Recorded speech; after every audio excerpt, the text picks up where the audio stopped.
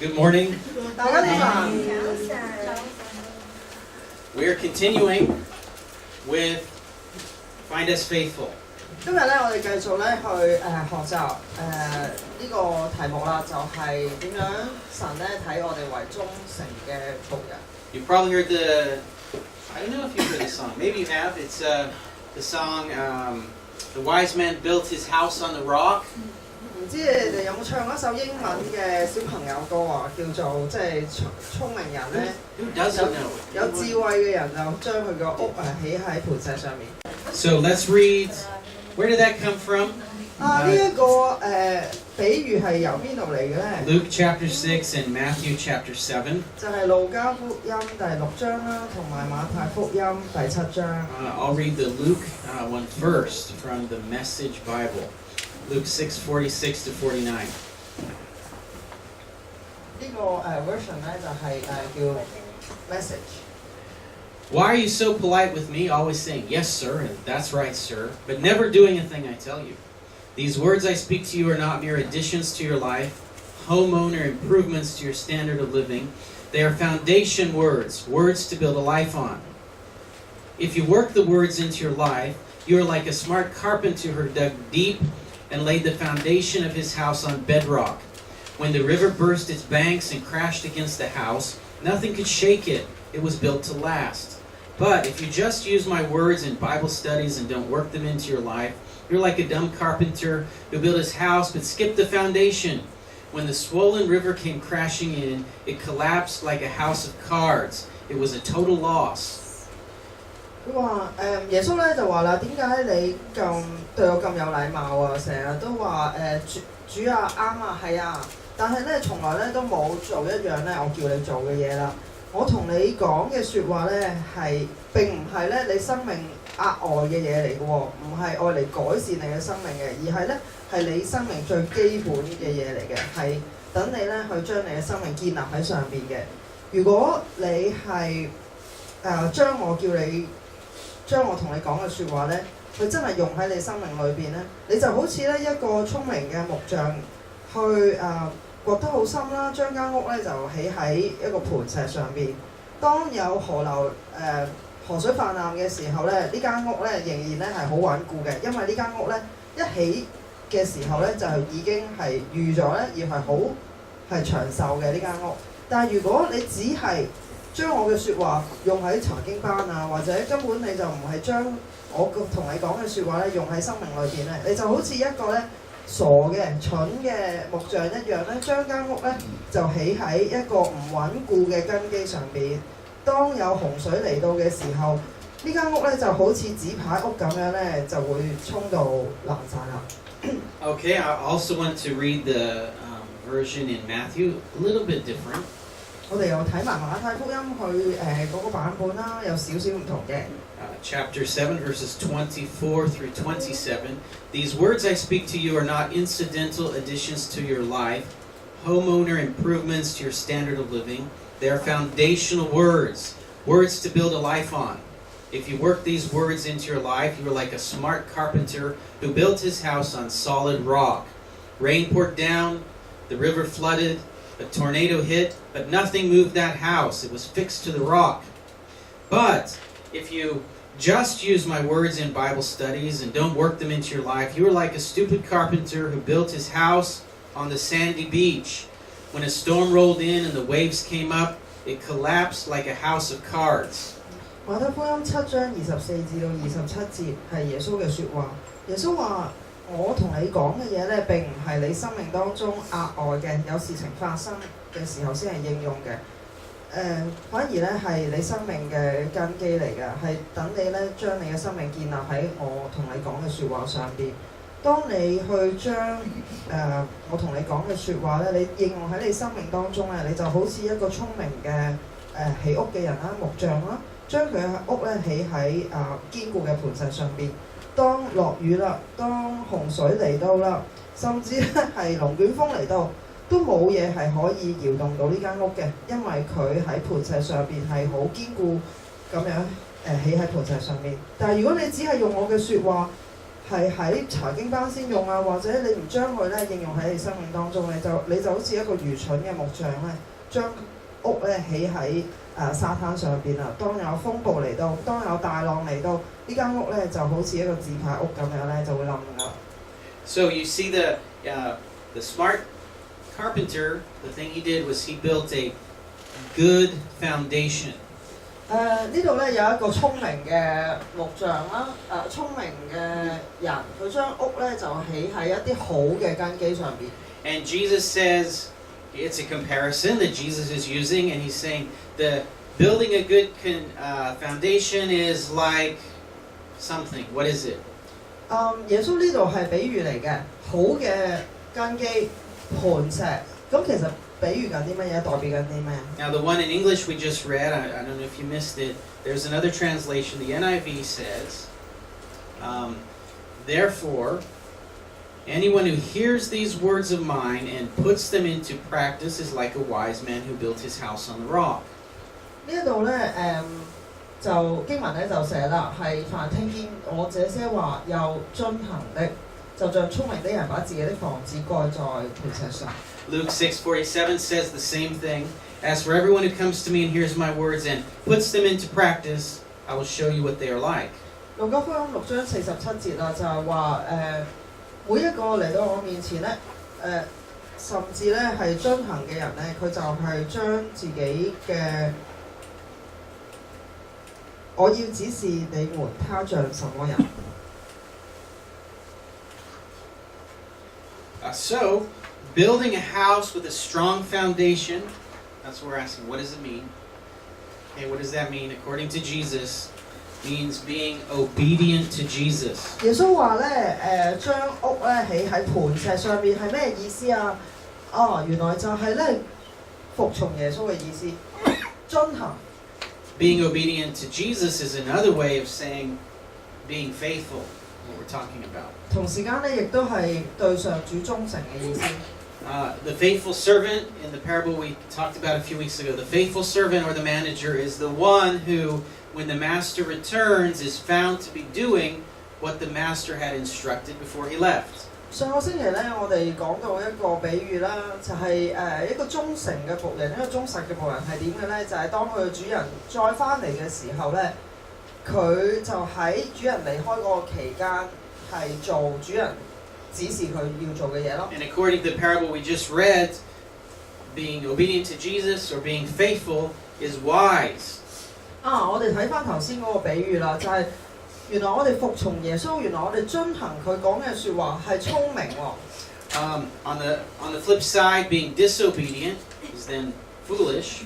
咁換句説話嚟講啦，你唔聽耶穌嘅説話，你唔遵從就係愚蠢咯。And so why is it wise or foolish to be obedient or not obedient? 點解跟耶穌講就係聰明，唔跟就係蠢呢？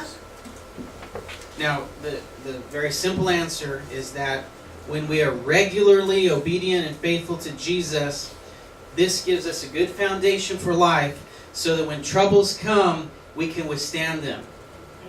當我哋恒常嘅有呢個習慣，就係服從耶穌，遵行佢教我哋嘅嘢，就即係咧我哋有一個好好嘅根基。當有困難嚟到，當有麻煩嚟到嘅時候，我哋有能力去抵抗。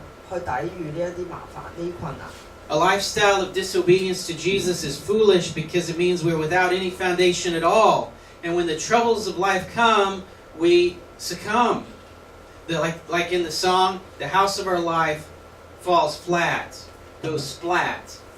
相反啊，如果你根本就冇咁嘅習慣去跟隨耶穌嘅，即係話你嘅生命就唔係喺一個好嘅根基嗰度啦。當有困難嚟到嘅時候，就好似頭先嗰首歌或者嗰個比喻所講啦，你嘅生命就會好似嗰間屋倒塌一樣，即係仲要係損害得好嚴重添。Again, I like to ask why. We like to ask why, right? 咁我哋一定係要打爛沙盤問到篤㗎啦，就要問點解㗎嘛？點解啊 ？Why does that work? Why does it work like that? It's true, I believe it. Why? Why does that work? OK， 你講得啱。我跟隨我就會有好嘅根基，就係聰明人就能夠抵禦困難。咁但係點解我就能夠去抵禦困難呢？ Why does obedience to Jesus make us strong? 係啦，點解服從耶穌係能夠俾我哋去面對生命嘅困難呢？ Well, where does obedience... Oh, okay, there's the question. Where does obedience start? 服從係由邊度嚟㗎？邊度開始嘅？ Well, it starts with what we think about or our thoughts. 首先就係由我哋嘅意念，由我哋嘅想法嚟嘅。Right? If I say, hey, Jasmine, clean up your room. Right? I told her to do something. 譬如 I've given her first a thing to think about. 譬如我叫我個女去執房啦，咁就係我將一件事交託俾佢，佢首先要去諗下呢件事啦。 And then she thinks about it, and then she decides whether she'll do it or not. And let's suppose she thinks about it and says, okay, it's the thoughts are then followed up with action. 咁佢都要去考慮佢去做定係唔做㗎。咁然後佢如果決定去做嘅時候咧，呢個係佢嘅想法，係佢嘅意念，然後就會用行動去跟隨啦。So when as Christians, as followers of Jesus, when our thoughts are followed up with action to follow him, and do what he says, over time this creates good habits of thinking and a good character. 由我哋嘅想法開始，跟住用行動去配合，久而久之咧，我哋就會建立一個好嘅習慣，亦都咧建立到一個好嘅性格啦，好嘅思考嘅模式啦，同埋咧一個好嘅性格。We're talking about what's inside, right? 我哋講緊嘅係內在嘅嘢。Okay, I'll call it the internal state of affairs. 係我哋裏邊嘅狀態啊。This internal state of affairs is the foundation that prevents us from being easily affected by external forces.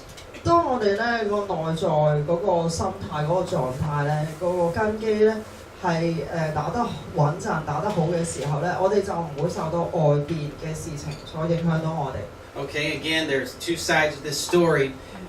If we say that Jesus is our Lord and Master, but only listen to his words, maybe we think about them, but we don't put them into practice, then that means our internal character could be based on all kinds of other things, and those may not be helpful to us in our times of trouble. 相反啊，當我哋只係聽到耶穌嘅説話啦，我哋有個意念，我哋諗完之後咧，我哋又唔去做喎，冇行動去配合啦，咁即係話我哋裏邊，我哋內在嗰個根基咧，唔係建立喺神上邊啊，而係建立喺可能係其他人嘅想法啊，或者其他事情上邊啊。而當外邊我哋面對困難嘅時候咧，我哋因為裏邊嗰個根基係建立喺呢啲事情上面咧，嗰啲事情未必能夠咧可以幫到我哋去面對咧我哋嘅困難嘅。I've just realized that I've made a big assumption here that the thinking is even happening. 哦，咁其實咧頭先我哋兩樣嘢咧個假設咧都係你會去諗啊。I mean, it is possible that you can come here and listen but not hear, listen but not think even. 咁頭先咧個假設咧只係你係會諗嘅喎，不過冇做啫。但係其實都仲有一個再另外一個情況咧，就係你嚟到嘅時候咧，嗰啲説話咧就係水過鴨背嘅，就係根本咧冇停留過喺呢個腦袋嘅。I hope that you're not here just in body but not mind. 我希望咧你嚟嘅時候咧唔係淨係個身軀嚟啦，你嗰個靈魂都係喺度嘅。And that at least you will think about what you're hearing. Think about what the Bible says, what Jesus wants us to do. 希望你最基本都係去諗下聖經所講嘅説話，同埋耶穌想你做嘅嘢。In this story that Jesus tells, what represents the troubles? 耶穌咧佢個比喻裏邊咧有乜嘢係代表咗嗰啲困難啊？ Okay, you can answer. 喺耶穌個比喻裏邊好 You can answer. 好清楚嘅。What in the stories? In the story. 冇乜幾樣嘢嘅啫。What represents the troubles in the story? 喺個比 What's 喻 the 裏邊， thing, the tangible, real thing? 耶穌用乜嘢嚟比喻嗰啲困難啊？ I don't have Lysy to give you today, but if you get the right answer. The rain. What? The rain. The Rain? storms. The storm? Okay. Flooding. In our interesting translation, tornado. I 咁 don't think that's in 咧 the Greek. 就係洪水啦、落雨啦咁樣。 Okay, right. I'm going to use the word storm to summarize all of those. 我哋簡單嚟講咧，就係一啲風暴啦。 Okay, so I'm going to call it the storms of life, dealing with the different kinds of storms of life. 就喺生命裏邊咧，我哋會面對嘅各種風暴。 These are our troubles, our trials, tribulations, temptations. 佢係代表啲咩咧？代表我哋遇到嘅困難啦、試煉啦、苦難啦、同埋試探。 What are some of the common storms of life? 生命裏邊咧，成日都會遇到嘅係啲乜嘢風暴啊？ Temptation, 試探啦， loss of material possessions, 你會可能會失去一啲個人財物啦， loss of face, 或者冇面啦， loss of a relationship, 或者關係破裂啦， loss of health, 或者健康會變差啦， loss of a loved one. 你所愛嘅人嘅離世啦、離去啦。 Temptation might be just a temptation by itself, or it might be brought on by one of those other problems. 試探咧可以係佢本身即係你面對嗰個困難本身就係嗰個試探啦，又或者係因為一個困難而引起嘅試探。When we face the storm of the loss of material possessions, when we face poverty, our temptation is maybe to steal or deceive, rely on ourselves, put God on the back burner, or maybe take revenge. 當我哋面對咧我哋生命嘅風暴，例如就係我哋損失咗一啲物質嘅嘢啦，我哋面對貧窮啦，嗰個試探咧就係去引誘我哋去偷啦、去呃啦，或者咧去靠自己嘅力量去面對啦，將上帝咧擺埋一邊啦，甚至咧就係因為我哋有個人嘅損失嘛，我哋就想去報復啦。But with a strong foundation built on the rock of God, we can instead respond by trusting God, forgiving those who have hurt us, and be found faithful. 假如咧我哋有一個堅固嘅根基，我哋嘅生命咧係一個堅固嘅根基上面建立啦，喺神上面建立嘅話咧，我哋係藉住信靠上帝，同埋咧去原諒其他害我哋嘅人啦。咁結果咧，我哋就係可以喺呢件事上面對神咧係忠實啦。When we're in the middle of the storm of, let's say, loss of faith, our temptation might be to lash out or to take revenge. 我哋如果面對嘅係即係好醜啦、冇面啦，咁我哋面對嘅試探可能就係我要去報復，或者咧係即刻反擊咁樣。But with a strong foundation built on the solid rock of Jesus' teaching, we can instead forgive and be found faithful.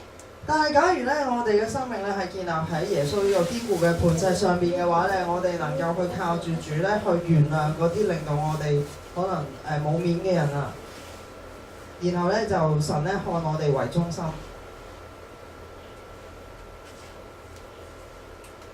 When we're being battered by the storm of the loss of a relationship, maybe a close friend, boyfriend, girlfriend, or there's been a divorce, we might be tempted to escape from that pain by going into another bad or wrong relationship. We might escape into other unhealthy ways to forget, or again, we might be tempted to take revenge. 當我哋咧面對嘅生命嘅風暴係關係嘅破裂嘅時候，可能係分手啦、離婚啦、同我朋友關係決裂啦，我哋咧嘅面對嘅試探會係啲乜嘢啊？就係咧，我哋可能會好魯莽咁樣進入另外一段關係，又或者咧藉住其他嘢咧去麻醉自己，等我哋可以逃離咧呢一個關係缺失嘅傷痛啊！ But with a life built on the bedrock of Jesus' words, we can instead look to God for comfort, forgive those who have hurt us deeply, and we be found faithful.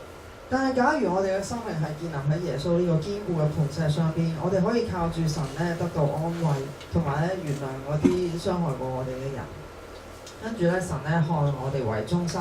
And when the storm of sickness is swirling around us, we might be tempted to blame God or even turn away from God. 當我哋面對咧個困難係生病疾病嘅時候，我哋可能咧就會去神啊，點解你要咁樣對我啊？甚至咧離開神啊。But with a life built on the rock of God, deeply connected to God's nature, we can instead turn to Him for strength, for healing. We can trust Him with our very life and be found faithful. 但係當我哋嘅生命咧係建立喺上帝呢一個磐石上邊，深深了解到神嘅本質嘅時候，我哋就能夠咧靠住主咧，靠住上帝咧得到力量，去祈求佢去醫治我哋啦。我哋信靠上帝咧係供應我哋每一個需要啦。然後咧神咧就會看我哋為中心。When the storm of the loss of a loved one is beating down on your roof, threatening to flood your life with despair, we may be tempted to blame God, turn away from God, or turn to unhealthy sources of escape. 當我哋選擇失去咧我哋所愛嘅人嘅時候咧，我哋會有個試探咧，就係要去責備上帝啦，甚至去離開上帝啦。但係甚至咧就係去用啲唔好嘅嘢咧去逃避。But with a life deeply rooted in the truth of God's Word, we can instead turn to God for comfort, maintain our trust in Him, and be found faithful. 但係當我哋將自己嘅生命咧深深咁樣去建立喺上帝嘅説話嘅時候，我哋就能夠咧靠住神咧得到安慰，同埋咧神咧去保守我哋嘅信心，然後神咧會看我哋為中心。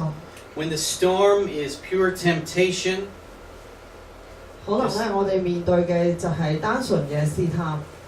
Our previous lifestyle of obedience will make us stronger to overcome that temptation.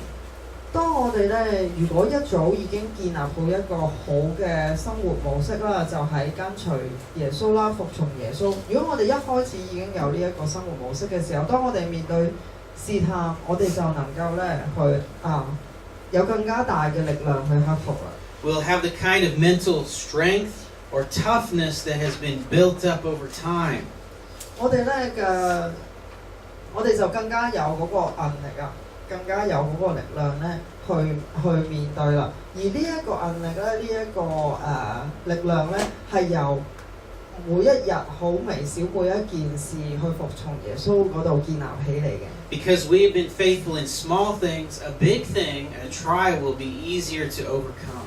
當我哋喺小事上面忠實嘅時候咧，當我哋面對大嘅試探、大嘅困難嘅時候，就會容易啲去勝過啦。我哋 Regular obedience is like a good immune system, killing the sin virus, and we will be found faithful.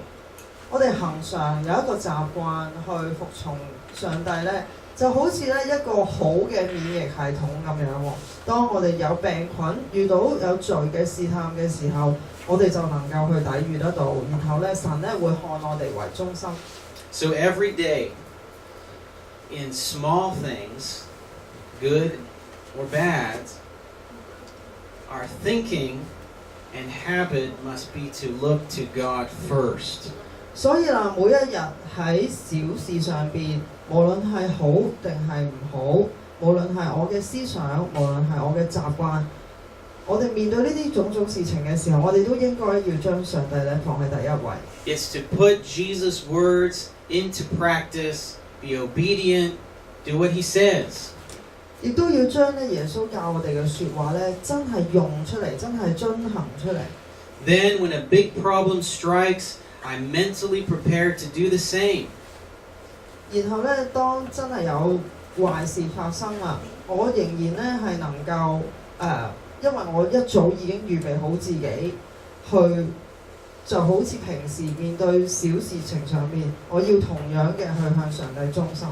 Deep roots to hold up the tree don't grow overnight.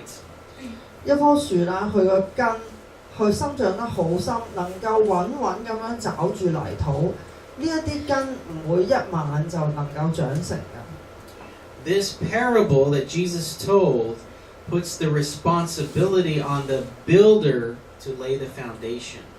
耶穌講呢一個比喻啦，俾我哋知道咧，起呢間屋嘅人佢係有一個責任嘅。Jesus puts the responsibility to be obedient on you and me.